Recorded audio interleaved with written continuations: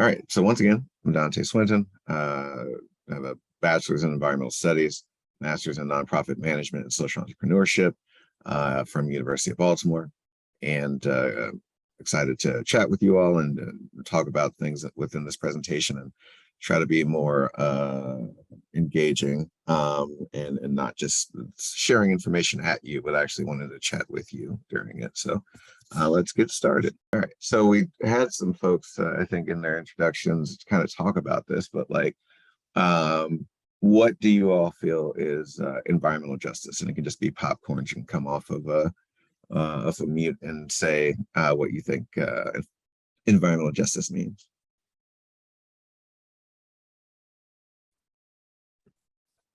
I'll just add like a bit, just a tidbit of it, but I guess environmental justice would be no matter where you live, the environment shouldn't discriminate on it shouldn't discriminate on a certain race or income or any of those variables. And so I guess it's us, like our job, the government's job also, to make sure that everyone's being placed in an area or living in an area where they have the same air quality, for example, as another area. Yeah. Absolutely. Thank you for contributing, Sonny. You're definitely right about that. Let's get one or two more voices in here and then we'll keep going.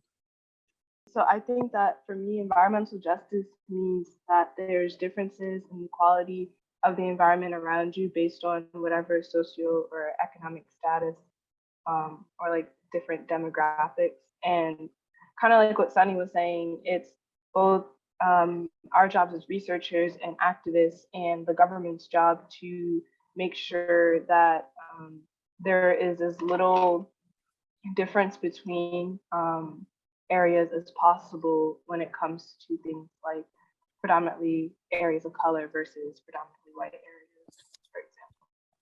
Absolutely. Thank you both. You're definitely right on the money about that.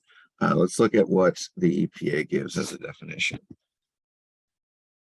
So it is the fair treatment and meaningful involvement of all people, regardless of race, color, national origin, or income, as both of you said, with respect to the development, implementation, and enforcement of environmental laws, regulations, and policies. So absolutely, like the idea of environmental justice is all about navigating ongoing racial injustice and socioeconomic injustice in some of these communities. And even for poor white folk in West Virginia, like there's a lot of environmental injustice from the history of coal being a major industry in that state and in other communities as well, having to deal with acidic water and very poor air quality. And so it affects so many people in different ways. All right, so this is a map of the location of trash incinerators in the country. What do you notice about this map? There are a lot more on the East Coast. Indeed. Definitely. All right, and so you've got a situation where trash incinerators are primarily located in the Northeast, but you also have some concentrations in Florida and Minnesota. Now, why do you think that might be the case? Why might all of these incinerators be so primarily located in the Northeast? There's a lot of major cities between Philadelphia, Baltimore, New York, and others that are like in the Northeast, both. So like with more major cities, there's going to be more people, which calls for a need for more trash to be or waste to be disposed of. Definitely. Now, so what do you think is the reason why cities like Baltimore and others would not lean on landfills or build new landfills? What are some issues with landfills? Maybe it's because like landfills are really big and like in cities there's like a lot of people like close together, so it wouldn't be smart to have like huge piles of trash near like a lot of people. Right, absolutely. You're right on the money, Sid. So landfills take up space. Landfills can be very smelly, and just people are not very interested in them. So you had a movement in the 70s and 80s to get a lot of these trash incinerators online, because they are more compact than the space that a landfill takes, and you're theoretically going to have less of an odor issue. But there are a lot of problems with that, and we'll talk about that in a moment. All right, so what is incineration? It is the process of shrinking the volume of trash by burning it. Then you get air pollution, ash, and steam from that burning, but it is the dirtiest way to manage waste or make energy. You might hear some folks call trash incinerators a waste to energy, which is just a commercial term to make themselves sound better. And it's the most expensive way to manage waste or make energy. These incinerators can cost anywhere from $100 million to $1 billion to build. The city almost had a second trash incinerator a few years ago, but fortunately, a lot of organizing and activists were able to get that project canceled. It would have been the largest trash incinerator in the country, and the one we have right now is one of the largest and one of the dirtiest as well. All right, so what do you notice about this graph?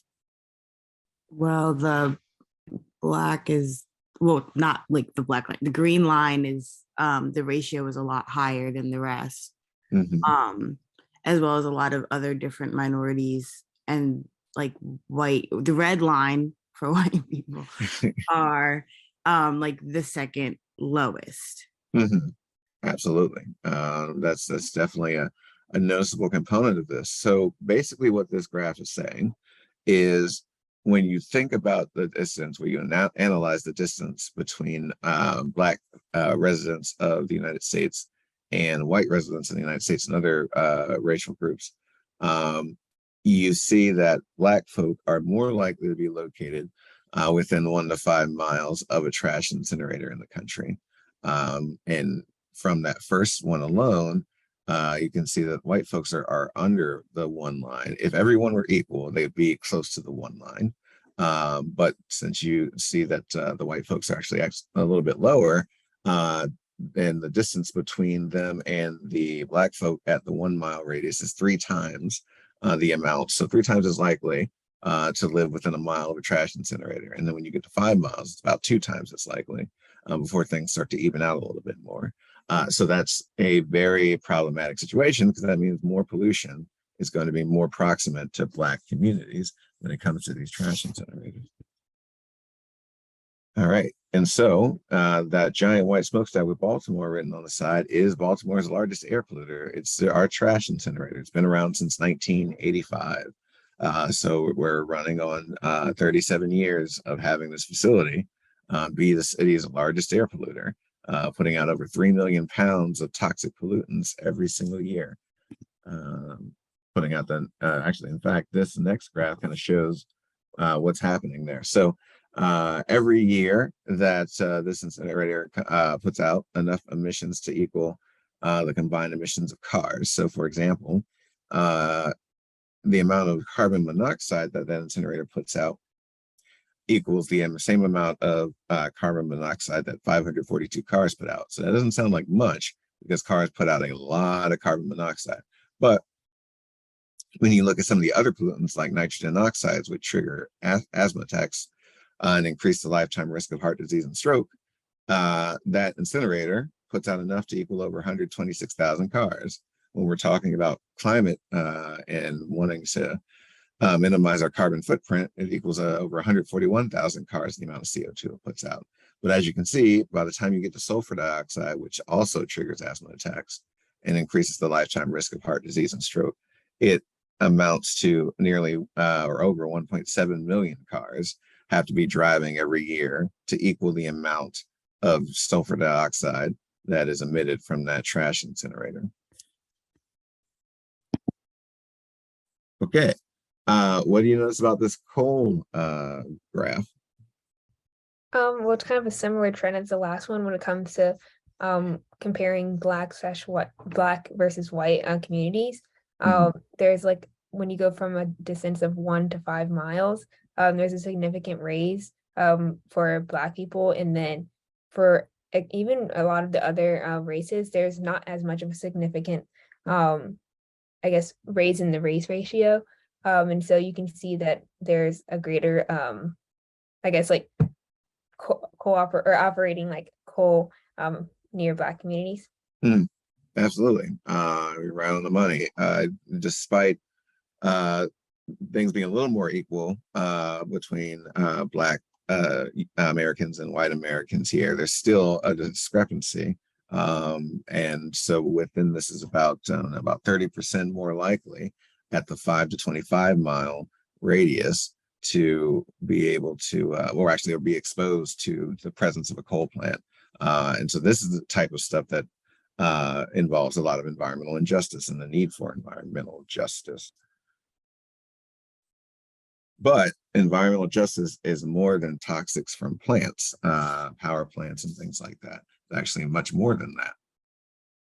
It's also about green space. Does your community have access to a park or maybe some sort of nature trail? Does your community have a tree canopy? There are a lot of communities in Baltimore City where the majority of that neighborhood has no trees, or if it has some trees, they're very short. So without trees being able to cool off a community, you've got a lot of places like Sandtown and Westport and just multiple other spaces in East Baltimore as well that don't have a lot of tall trees to minimize the impact of the heat that we've been experiencing the last couple of weeks. So environmental justice is also about that. But I believe someone talked about earlier about safe housing. That's important too. That means, does your home have exposure to lead paint or radon or asbestos? If the home was built prior to 1975, a lot of the insulation in the house had asbestos in it, and that can create really, really toxic cancers for communities and for people that are exposed to that. So environmental justice has a lot of different components of it. So also including in that is access to healthy food or a grocery store. Cherry Hill, for example, does not have a grocery store. They have to go farther into South Baltimore to Lansdowne to go to the Walmart there. And that can take time, especially if you don't have a car. So these are different components of environmental injustice. All right, so let's talk zero waste. What do people think zero waste means? I'm pretty sure that like zero waste is having the least amount of I guess things like trash going into landfill. Although I do see that like some people will count like recycled materials as waste because like the issues with recycling. So I guess it's just making sure that you reuse your things and have the least amount of single-use items as possible. Absolutely. Very, very well described there. So let's get the international definition. It's the conservation of all resources by means of responsible production, consumption, reuse, and recovery of products, packaging, and materials without burning them and without discharges to the land, water, or air that threaten the environment or human health. So Kaya's right on the money there. It's about making sure that whatever we produce that we no longer need, so any, say, cereal boxes or any glass jars or any medicine bottles, like those are the types of things that we need to make sure that we're actually recapturing and not burning, because that leads to air pollution. And we just talked about how our trash incinerator has been our largest air polluter since the 80s. So it's really important to make sure you create a system that reuses material instead of trying to make it a cradle to grave system, as we like to call it. So it's you take the raw materials, you produce products from them, you deliver those to the consumers, all of us on this call, and then once we're done with it, we toss it somewhere. But where is it being tossed? And so we have to be able to reuse, we have to be able to recycle, we have to be able to compost. Okay, and so as I was mentioning, our current system is very much a take, make, waste system. It's something that I definitely want you all to be able to take from this. Right now, we are taking those materials from forests, from fields and the like. We're producing different products. and then we utilize them and then dispose of them, typically in a very negative way. Most communities use landfills, but as you saw on the map earlier, the Northeast is very big on using trash incinerators. So a lot of this is going into communities that is subsequently being burned up. And you then have to deal with the toxic ash of all the stuff that was left over, and that goes to a landfill as well. So then the workers have to deal with the impact of that pollution. So we need to make our system not make waste anymore. All right, so 75% of what we dispose of is reusable, recyclable, or compostable. So that's 3 out of every 4 objects basically that we throw in the trash typically are reusable, recyclable, or compostable. That's your food waste, that's your glass bottles, that's your medicine bottles, that's your water bottles, things like that.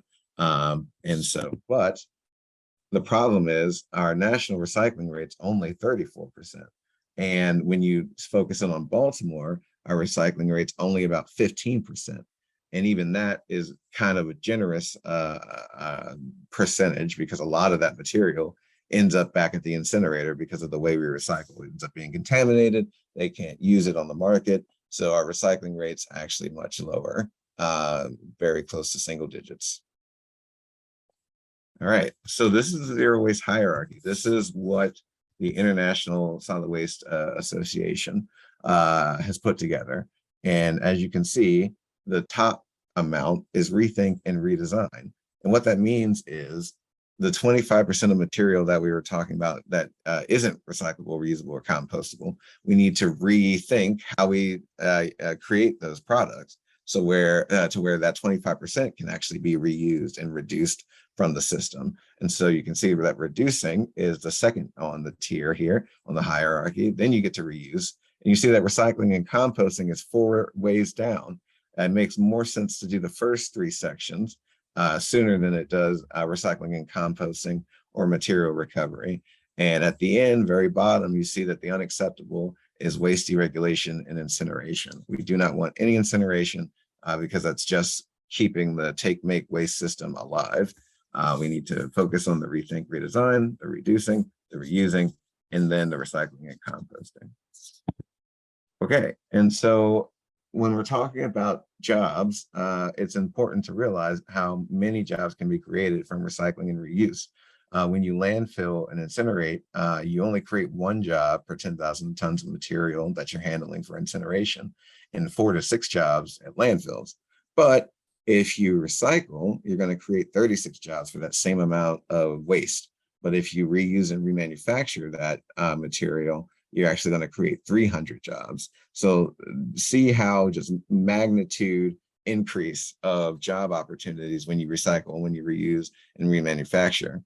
And Baltimore in particular would end up with about 2,000 jobs, full-time jobs that would emerge if we actually committed to zero waste. And think of the impact of 2,000 new jobs on the city that lost a lot of its manufacturing over the last 60 years. And zero waste infrastructure is actually drastically cheaper than incinerators and landfills. Just to go back a moment, one of the biggest issues that we have in the city is job loss and intergenerational poverty. When those manufacturing jobs left, that meant a lot of Black families had fewer opportunities to be able to build wealth for their families. And that led to a lot of the struggles that the city is facing today, with higher crime rates, with more folks being homeless. Like the fact that we haven't replaced those jobs or provided education for the previous generation or the generation before that, as well as it has been provided for primarily white residents of Baltimore. It has caused this very big struggle that we've seen over the last several decades. But zero waste infrastructure is drastically cheaper than incinerators and landfills. It makes far more sense to invest in those. And you made it to the end. Good job.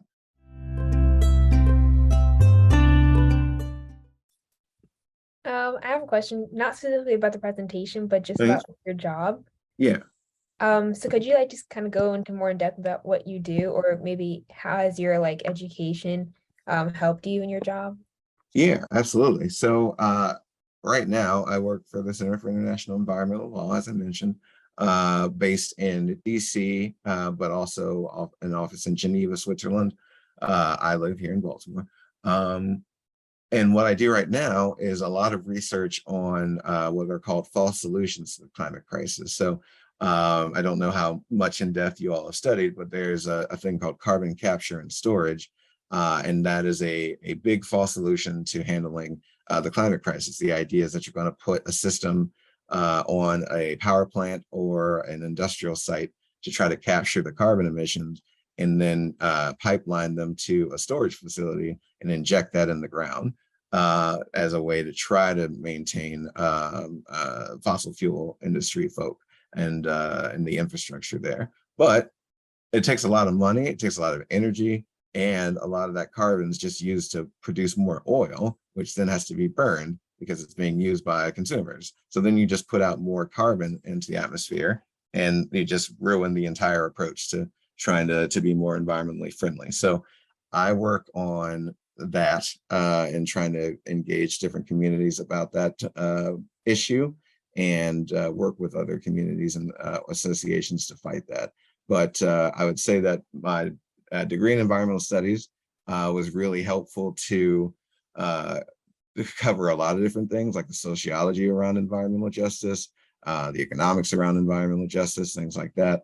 Environmental science is also a really good major to pursue, but there are a lot of different ones that kind of touch base on social issues. And so I'd highly encourage folks, if you're interested in this stuff long term, that doing a sociology degree, doing environmental studies, doing environmental science degrees, and then a couple others as well. Political science is certainly necessary. Going into environmental law is really necessary. But yeah, doing those things has really helped me understand a lot of pieces of this before I got into this current job. And I'm still learning even more stuff every day about false solutions to the climate crisis. So thank you for that question, Sonny. Any other questions and thoughts and reflections on the presentation, what you saw, what really stuck out to you? I have a question actually. So you showed the slide about the take, make, waste. So I kind of like, from what I know off of TikTok, not like 100% reliable, but like can you talk a little bit about like linear economy versus like circular economy? Yeah, absolutely. Great question. So right now we live in that linear economy. I'll bring this back up. Let's see. Okay. And so when we deal with waste in this way, you end up with the linear economy. It's the idea of taking this material, sending it to factories and then disposing of it, which the factories don't have a lot of responsibility of the materials that they produce. Once they send it out to a store, they just absolve themselves of responsibility for that material. And then consumers and cities and states have to deal with that. So we actually subsidize factories and producers of these materials because we handle their waste for them. And so the linear economy is consistently saying, we can just use another log from the forest to produce more paper. We could just utilize more sand to create glass. We can utilize more oil to create more plastic. And because everyone knows that it's not going to come back into the system, so we got to produce more. And so that's the linear take, make, waste economy, the cradle to grave system that we currently operate. But the circular economy would go to this segment and not burn it, nor bury it. It would send that material to a compost facility, it would send that material to a recycling facility, it would send it to a reuse facility. And so, for example, there's a company called Second Chance here in Baltimore, and they take couches, they take different furniture items, and so now these things, instead of going into the landfill or going to the incinerator, they can go back into new homes. That's reuse. That's the circular economy. When you take food waste and you compost it, you turn it into material that could be used to enhance soil, so you could get better crop growth and what have you. And like that's part of the circular economy. So it's thinking about what we have done and shifting it into something that we need to do. Is the difference between the linear and circular economies. And as I mentioned, it creates way more jobs when you do the circular economy version over the linear one. So very good question there. Other questions and reflections on this? All right, I'm going to start picking people. Well, real quick before you start picking people, I just wanted you to I was trying to let the students speak a little bit, but I wanted you to give an example of a product that has transitioned from this more linear to a circular economy type perspective. Yeah, and, absolutely. Because I think sometimes it can be lost on what types of opportunities there are out there, and also like the levels of complexity of some of the products we use. Absolutely. And maybe if you can comment on like I feel like industrial ecology, for example, which like was one of the scientific fields is kind of related to this a little bit. Maybe you can comment on people that work in that or related experiences you've had to that, because the zero waste is very interesting. But again, I don't want to ask too many questions. I want to let the students those two I did want you to kind of touch on a little bit here.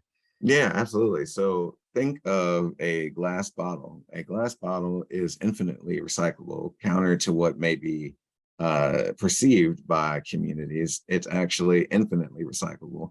Glass saves, I believe it's a 30% decrease in energy if you use existing glass to create additional glass, rather than going and trying to produce an entirely new glass bottle. So that one is infinitely recyclable. And in fact, the business that I'm working on right now is going to recover bottled glass from restaurants and residences, and then turn that into artwork, turn that into glasswares, your cups, your plates, your vases, but also get some of those bottles, clean them up, and provide them to the local breweries, to use again. And so like that, glass is one of the most easily seen components of the circular economy. But in terms of industrial ecology, there's a great need to revamp a lot of systems when it comes to industrial processes, because they are very dirty. There's going to be a need to electrify those communities or those industries over using natural gas, over using coal, to burn to power these particular industries. Cement, for example, is very energy intensive, at least currently, and right now it's being, I guess, supported by fossil fuels. And in order for us to make that system of producing cement, producing asphalt more sustainable, we're going to need to transition those industries into electrification processes, or even something called green hydrogen for some applications.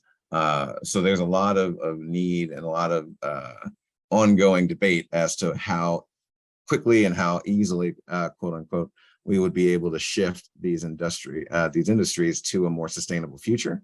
And so that's an ongoing battle that my org has with a lot of other orgs that do support things like carbon capture and storage. But it's very, very cost prohibitive to go that route. But it's not as cost prohibitive to build solar panels, to build wind turbines, to create the recycling facilities and composting facilities that you need to handle waste in a more sustainable, environmentally just way. And something we talk about in this field is the just transition for workers that are in spaces that are very toxic to the environment. So any workers at a coal plant, any workers at a natural gas plant, any coal miners, any folks that work at incinerators, these folks are going to need to have new jobs because their industries are very toxic to the community, to the environment. And if we're going to be able to deal with climate change in a more aggressive way, we have to get them into different jobs and eliminate the jobs that are going to be harmful to the environment long term. So hopefully I was able to answer both of your questions there.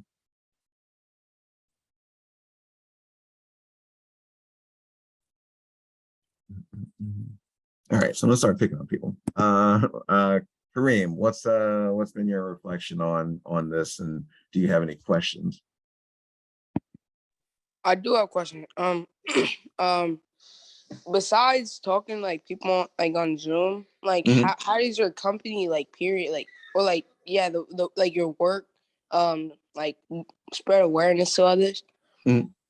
Yeah, great question. So so I definitely do a lot of research and did that for my previous job too. And the idea was to use that research to build the story to go in a different direction. So for example, we engaged city council members over the last several years to talk about how beneficial it is to move on from the trash incinerator.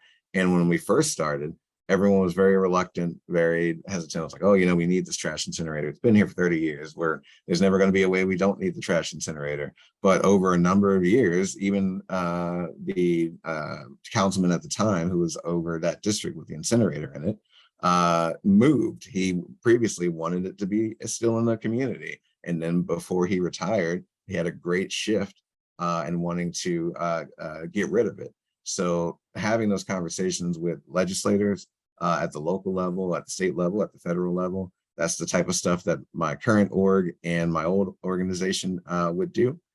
We also did different pilot programs. So we gave everyone a recycling bin and gave a little workshop on the importance of recycling to communities in Westport, Cherry Hill, and Morrill Park.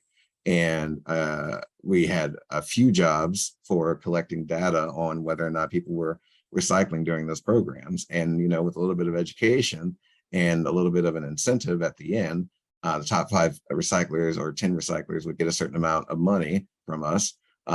They participated at a greater rate than they usually would in the recycling program in the city. So doing projects like that, providing a few jobs for folks, that's the type of stuff that's really interesting to me. And then there are so many needs in the city that so many businesses could be created from just recovering mattresses and using materials from there, from recovering bottles, aluminum bottles and cans from your drinks and whatnot. Like there are so many aspects of environmental justice that need to be tackled. And so everyone on here, if the environmental justice work appeals to you, I would say you've got a lot of options, and Baltimore needs more and more to be able to create a more just system. So yeah, I would say that that's the kind of stuff that we do at my job and my last job. Thank you for that question, Kareem. Okay. I can ask. Yeah. I actually have 2 questions. Okay. So the first one is dealing with like schooling to get you to like to get to the position like colleges, and really like what classes you took and like how long did it take? Because I know sometimes with different like fields it takes more than just the regular 4 years. And then my second question is like, what can we do now at like our age to kind of like help in a way, because like we're like not a part of this organization or anything like that, but I know like for us and a lot of kids our age, we're ready to help and we're ready to take action, but we just really don't know what to do to like help besides like posting something on social media, like because that can only get so far. Right. Both excellent questions. Thank you for those, Ariel. So I would say with the first one, I switched out my major about halfway through my undergrad 4 years. And so our environmental studies program, you kind of could fit a lot of those within the course of 2 years. I'm sure that there are some that are probably 4 years long, but also some that are still 2 years. So that is an option. If you were to do environmental law, you'd have to go to grad school and everything, which is certainly helpful. And we need a lot of lawyers in the environmental space, because there are now some lawsuits around the world suing companies for impacting the climate in a very negative way. And so like that type of stuff is coming down the pipe. And so it's a very attractive field to pursue. But yeah, it really depends on what school you go to as to how long that program might be. But I would say it's definitely worth it if that's something that appeals to you. And the next question, also great. I think a lot of folks that are in high school and even that are young adults in college don't know what to do or how to get involved. I would say that the best way to do that is to kind of research the space and figure out, all right, well, what is the main thing that attracts me about environmental justice or social justice, and see what organizations exist through some Googling, through folks that you may see here, like myself, for example. You could engage the South Baltimore Community Land Trust, SBCLT. They're doing a lot of great work. They have a community farm in Curtis Bay where folks can go and rent space to grow their own food. They are developing or buying some old houses and redoing them so people could live in affordable housing down there. And they're a really great group. My previous organization still working to shut down the trash incinerator. SBCLT is doing the same thing. And so you could connect with them. I can pass any contact info through Royce to everybody. But also, like, there's still a need for people to educate their siblings, their parents, their grandparents about the importance of using those blue bins that came out over the last several months to recycle more, because the more pickup of recyclable materials that we see, the more of a reason why the city shouldn't have that trash incinerator anymore. But also, since you're still in school, in high school, like your school needs to be committed to moving towards zero waste too. There's a lot of food waste that goes to waste, quite honestly, every day. And that could be utilized to help houseless folks, could be utilized for folks that are in transition housing. There are so many ways to connect environmental justice and environmental injustice to your everyday life. And so I would say that there are definitely different ways to tap in. You also could participate with the Baltimore Sustainability Organization Commission. That's the one I'm looking for. Yeah, so the Baltimore Sustainability Commission has meetings usually every month, and they've been virtual because of the pandemic, but those spaces are definitely spots where you can like find out what environmental stuff's going on in the city. They're free to go to. I can send a link through Royce for you all to be able to check those out.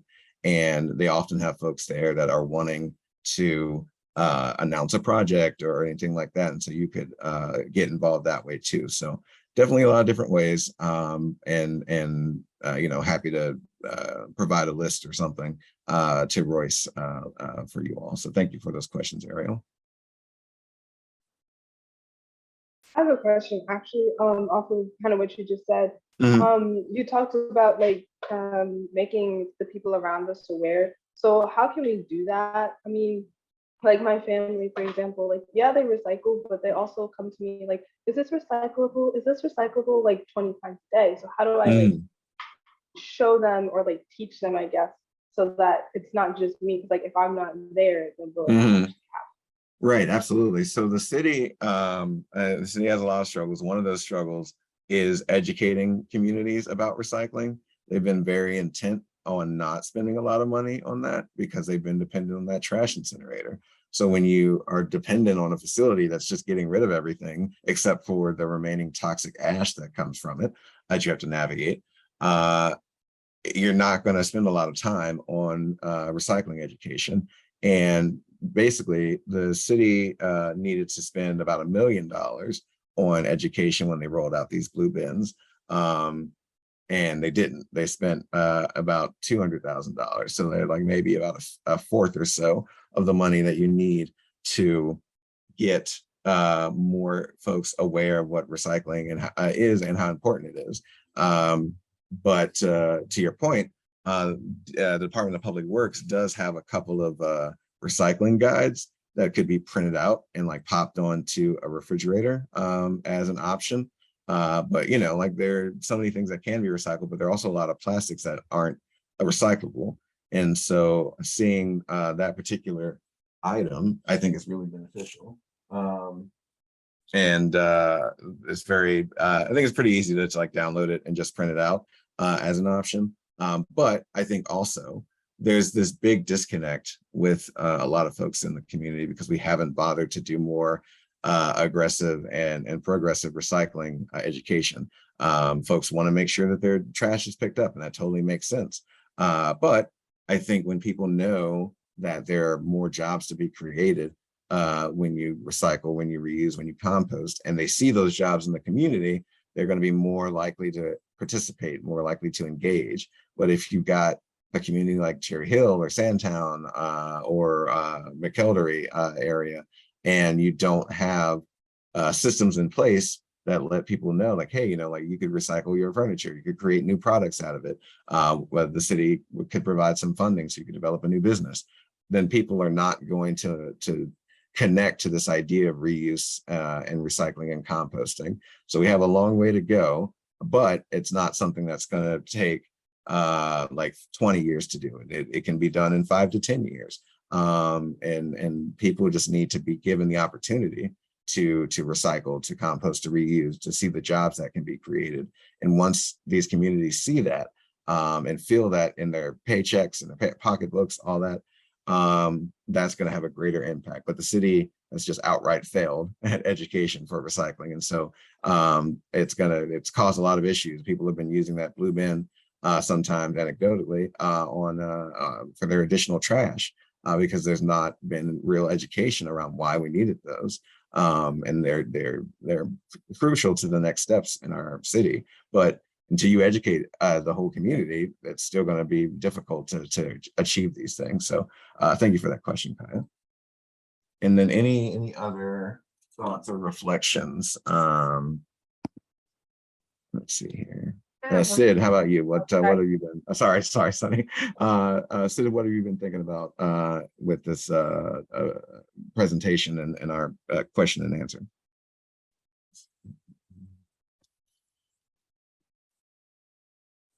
No, go ahead, Sid.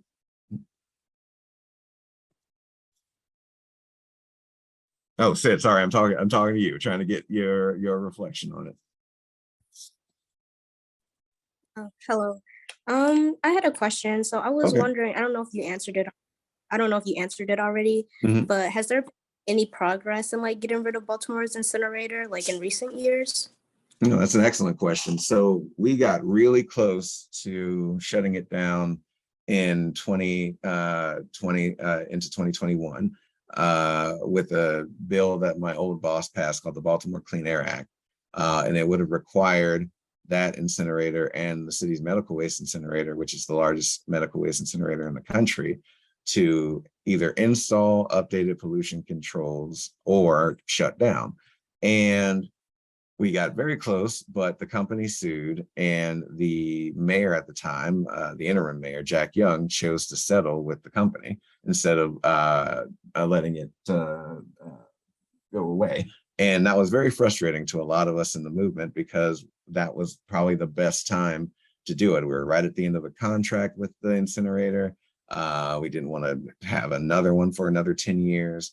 But unfortunately, Jack Young was very pro-incinerator. And so he settled with that company. So we got very close, and then the rug was kind of pulled out from under us. But there's still a lot of effort right now. Mayor Scott is interested in moving on from the trash incinerator.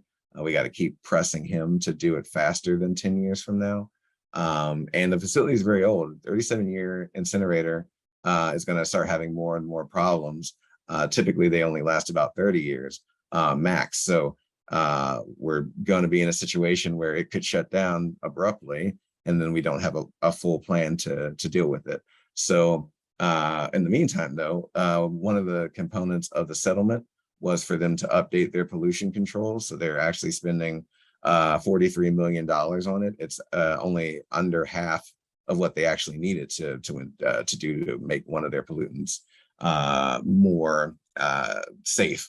But it was a small victory, all things considered, but we definitely need more. And we definitely want that incinerator to shut down over the next couple of years. So some progress, some steps back, but we're doing the best that we can with the circumstances that are around us. We've been having meetings with the Department of Public Works over the last several months to really push them to move on from this incinerator much sooner.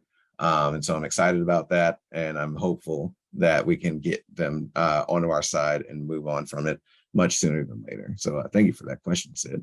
But yeah, so I think the main takeaway I want for you all to have from this is that there are different ways to get involved in environmental justice.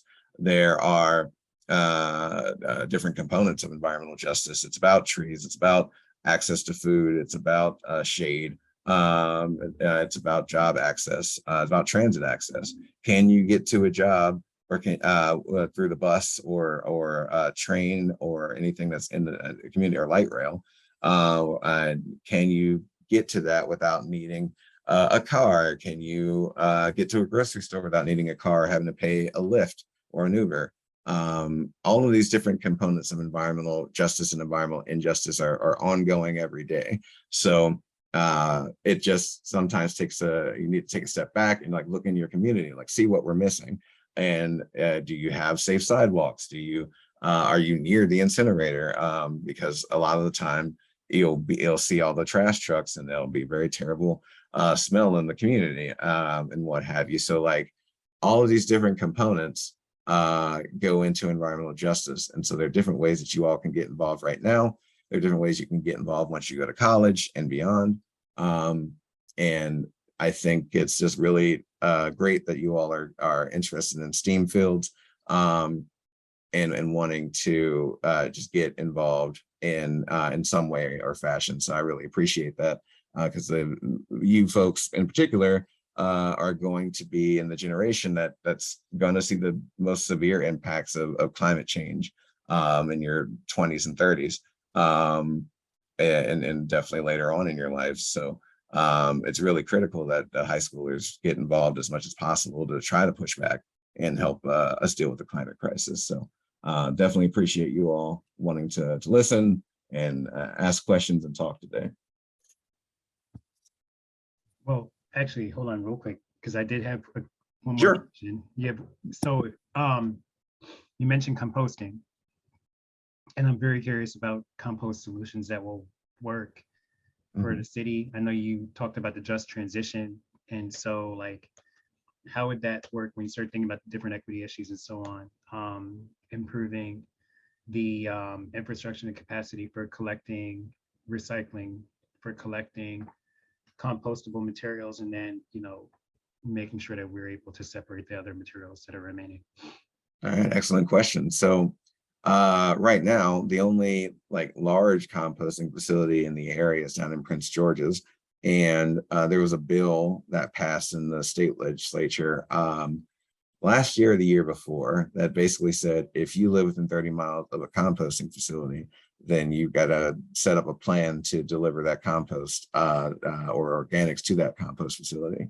And right now, there are some entities like I think Hopkins sends their compost or compostable material down to Prince George's. But then that means now you're driving the 30 miles or whatever it is, leading to more carbon pollution and not being able to utilize that material once it's produced compost. And so the city needs to have a more localized system that could be crucial to bringing out a zero waste economy. And so one of the things that South Baltimore Community Land Trust is advocating for right now is a resource recovery park down in Curtis Bay. So it would be this large 64-acre site that would have a recycling facility, that would have composting facilities, that would have reuse facilities.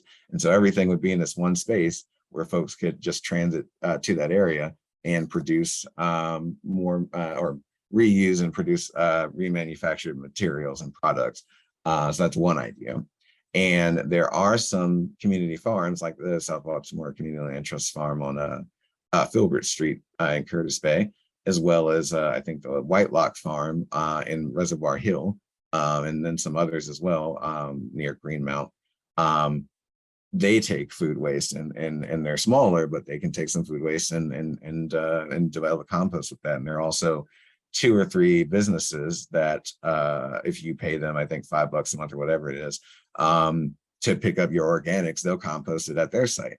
And so there are different ways to tap into it, but the city really needs to commit time and money and energy to the facilities that we need. And for a long time, the Department of Public Works had a lot of folks who wanted to keep the incinerator. They thought, you know, that the Baltimore wasn't capable of change. And quite honestly, they looked at the city as too poor and too Black to commit to these things. And so that's a very enraging perspective on what Baltimore is capable of. And so we've been trying to push back against that the last several years, which includes composting. And eventually it's going to need to be a point where we're similar to San Francisco and Oakland, where everyone has a trash can that's smaller, they have a composting bin that's larger than that, and then they have a recycling bin that's even larger than that. And that's the kind of system that San Francisco and Oakland have. That's the system that we're ultimately going to need. You know, you've got a city like Portland that only picks up its trash twice a week, because the other materials, the organics and the recycling, get picked up weekly. And most of your stuff is going to go into the organics bin and into the recycling bin. So like there needs to be a whole scale change here in the city to commit to zero waste.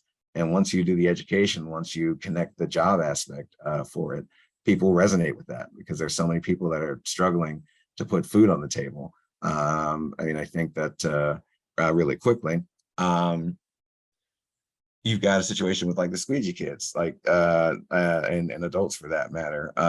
The reason that they're out there is the lack of job opportunities for their parents, for their other families. Like if we had more jobs available for communities, then the kids wouldn't need to be out there struggling and potentially getting hit by a car or having a very negative interactions with folks, even though those are pretty rare. So we have to make sure that we make that connection between job justice and economic justice and environmental justice as a way to make the city thrive, as opposed to keeping the same types of ideas and systems perpetuating themselves. Like squeegee workers have been around for 35 years, about the same amount of time, if not more, from the incinerator, since the incinerator's been around. So like if we shifted, we could get more jobs to them, and we'd be in a so much better place for the city. So definitely keep that in mind too, the benefits of transitioning to a zero waste economy, because those are green collar jobs instead of blue collar. And we need a lot more of those in the city, so everyone feels safer, feels more economically stable. And that's the big thing that I always want to get people to understand when I talk about this stuff. Yeah, thank you. Thank you. I'm sure there's more questions, but I know the hour is coming. We're past the hour. I don't know if any of the students have any questions before we thank Mr. Swinton here. I do have one last question. Okay. Kind of about well, as a student and who's kind of done a little bit of like activism between racial issues and environmental issues just within my school. My experience is that adults don't like to listen to kids. They're like, oh, well, you don't have the experience, or like blah, blah, blah. So how do we as students who are like ready to go out there, how do we get, you know, the people in charge, the adults, the government officials, how do we get them to listen to us? Yeah, excellent question. Excellent question. So one of the things that came along over the last couple of years was the Sunrise Movement organization that centered youth in particular to push back against a lot of the false solutions to the climate crisis and the urgency that we need to deal with this. So you're absolutely right. There are a lot of adults that are just like, oh, you know, kids, whatever. But like you all in your teens, like you're going to be in your 40s and 50s, and that you're going to start seeing even more drastic impacts from climate change. Like that's going to impact your families and yourselves in a more dangerous way than what it is right now. These folks that are 70s, 80s, 90s, they're not going to be able to see that experience and everything, but they are seeing some levels of change. Like we've had so many days of 100 plus heat indexes. You've got all these fires going, everything's getting worse. So you as an individual, as a teen, you're seeing it. You see it every day in a Baltimore where there are no trees to keep these communities 20 degrees cooler from your like Roland Parks. Like Westport is going to have 20-degree heat higher than a Roland Park situation because they've got a ton of tree canopy. Like the idea that youth can't impact things and know what's going on in the climate crisis is crazy. And so I think it's totally worthwhile challenging those folks to say, hey, you know, like I'm going to be the one that experiences the majority of these negative impacts. I do care. I do want to involve myself, and I ought to be listened to. And the thing that we like to do in the conferences I go to is to make sure that we have a number of youth voices in the space, because they are really important to the future of this planet. So I would say nothing wrong with pushing back against them and saying, hey, you know, I'm being impacted by this more than you are. And just letting them know, like the youth is super critical to this movement, and to getting more and more legislators to move policy that we need. To Sunny's point earlier, just like if we're not involving every different age level, then we're failing at getting this movement going and making the changes we need to get stuff going in the right direction. So